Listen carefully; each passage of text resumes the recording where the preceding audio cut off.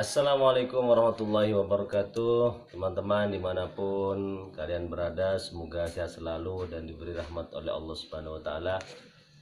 Eh, Pada sore hari ini saya akan menyampaikan tentang mutiara di dalam buku ini, dan kali ini berkaitan dengan waktu-waktu atau momen yang paling pas bagi orang tua memberikan sugesti kepada anak, yaitu ada pada 6 waktu. Pada 6 waktu ini menurut kajian neurologis atau kajian otak, anak-anak, baik anak-anak kecil ataupun sudah remaja, itu dalam kondisi otak siap menerima apapun, baik itu hal yang baik ataupun hal yang buruk. Karena dalam 6 kondisi ini otak anak berada dalam kondisi teta, teta istilahnya. Yang pertama, ketika anak pada waktu malam sebelum tidur, terutama ketika anak di antara ngantuk dan tidur. Di saat itu adalah waktu yang pas bagi orang tua untuk memberikan sugesti, labeling misalnya seperti, nak kamu anak yang pintar, atau harapan-harapan, nak kamu kelak akan menjadi orang yang luar biasa, dan lain sebagainya. Yang kedua, subuh ketika anak bangun tidur. Di waktu itu otak juga dalam keadaan teta, siap menerima segala hal. Yang ketiga, ketika dalam kondisi kenyang. Anak dalam kondisi kenyang. Kenapa? Karena dalam kondisi kenyang, anak itu dalam keadaan sangat gembira, otaknya itu siap menerima apa saja. Dan itu sebenarnya sudah diterapkan orang tua kita sejak dahulu kala. Jadi kalau hendak memberikan nasihat kepada anak, orang tua itu mengajak anaknya untuk makan dulu. Orang tua ngasih bikin masakan yang enak lah.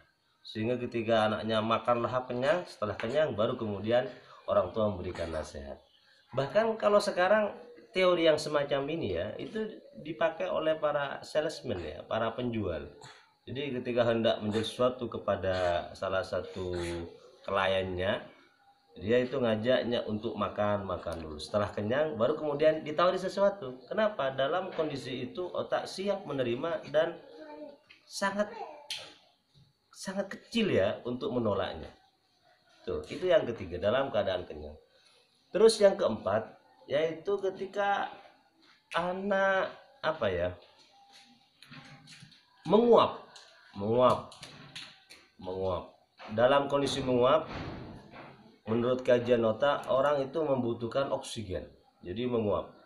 Ketika menguap itu otak membutuhkan oksigen sebanyak mungkin. Lah ketika menguap itu segera diberi sugesti, diberi masukan-masukan atau saran-saran yang bagus kepada anak.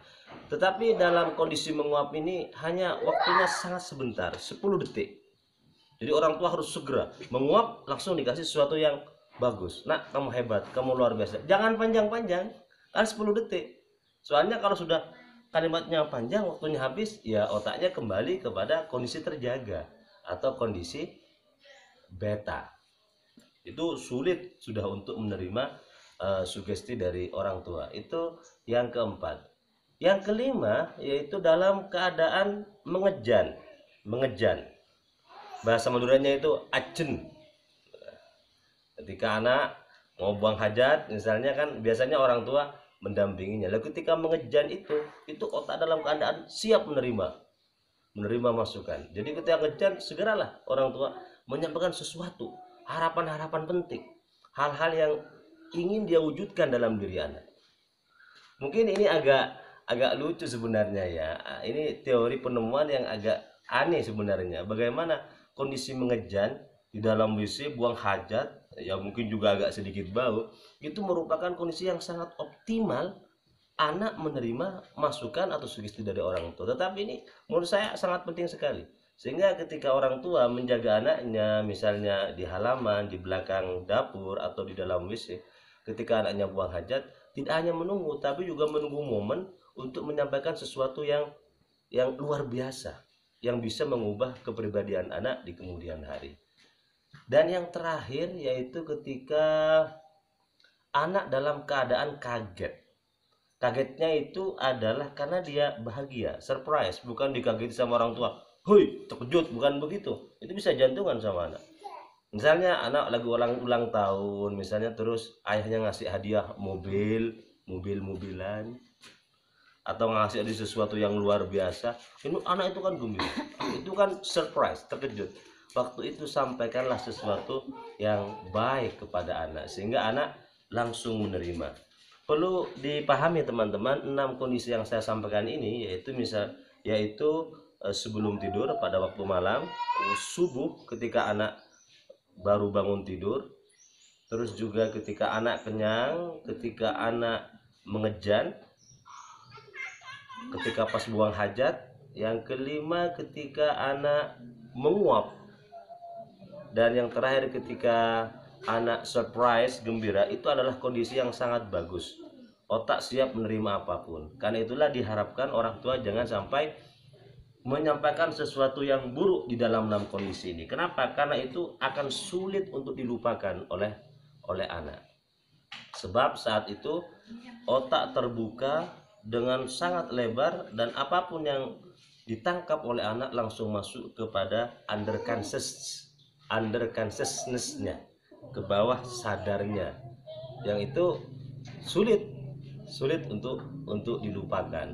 Makanya ada istilahnya forgiving but not forgetting. Anak bisa memaafkan orang tua, tetapi sulit untuk melupakan perilaku buruk orang tua. Kenapa? Karena orang tua menyampaikan sesuatu yang buruk dalam 6 kondisi momen penting itu.